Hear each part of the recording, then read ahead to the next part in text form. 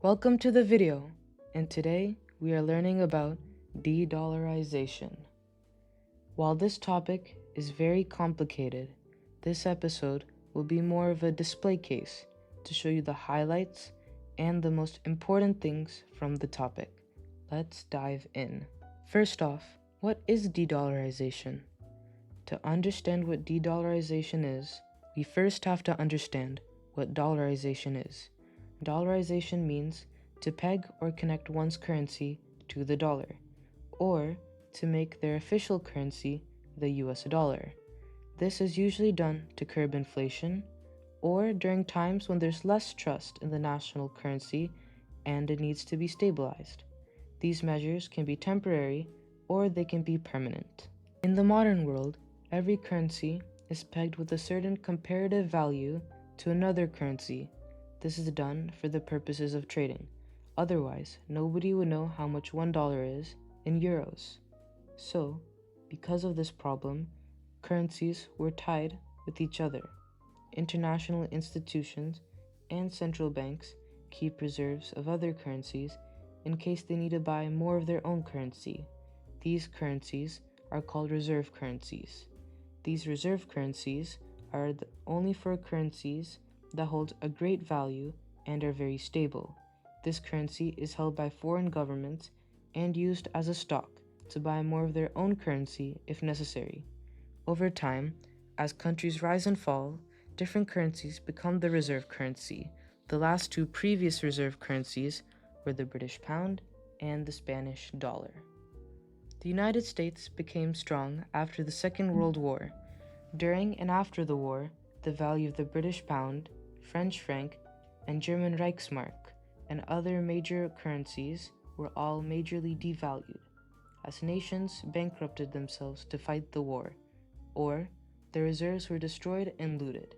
In 1941, 44 major countries, including the United States, Great Britain, France, and other world powers, came to an agreement. This agreement was the Bretton Woods Agreement. This agreement took place in Bretton Woods, New Hampshire, United States. In this agreement, the delegates from all of the nations agreed to peg their currency to the United States dollar, and then the dollar to be pegged to gold. During the Reconstruction era of Europe and Asia, dollars were used frequently, which led to its rise in power. As the United States developed into its superpower, its currency also became used as the official currency of many nations.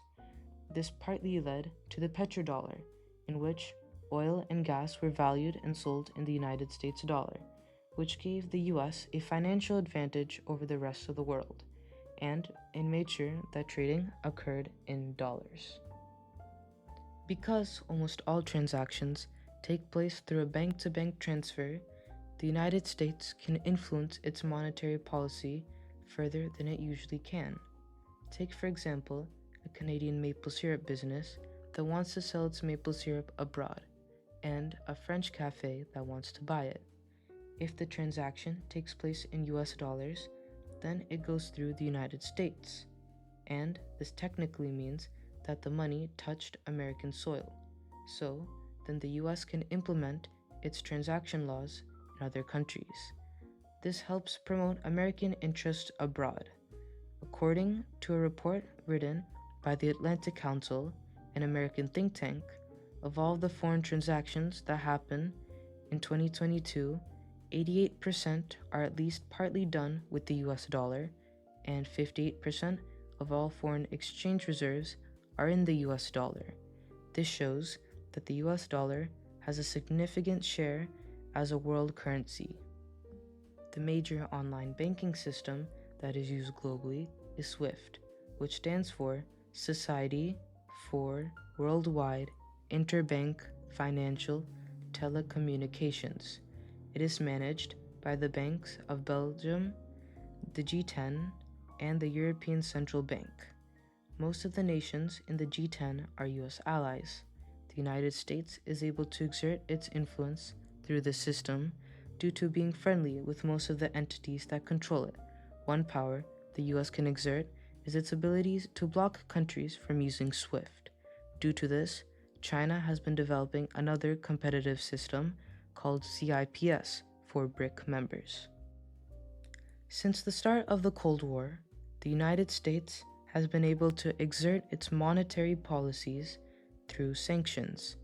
If a nation is doing things that the United States disagrees with and the US wants to avoid war, they can put sanctions on them. This is usually through financial applications. The US can freeze all of the dollar assets that the country or the people within the country have, or it can reduce the dollar flow into the nation. Because the dollar is so valuable, it locks many nations from international trade. India, China, and other nations who are trying to avoid these sanctions and influence from the US to become a player on the world stage are de-dollarizing, instead favoring local currencies, digital currencies, or a different system like CIPS. This independence will allow the nation to get more global influence while being stable when the US is in hot water. An example of this is that 18 countries, including the United Kingdom and Germany, have opened a Rupee Vostro account for trading with India. While de-dollarization may bring great benefits to the nation that is attempting to move away from the dollar, the process comes with some very major risks. The financial market might react to the shift away from the dollar. This might cause it to become volatile. Another outcome is that dollar-denominated assets will lose value over time. And if there are a large quantity of these assets in a nation, it might mean a money transfer out of the country.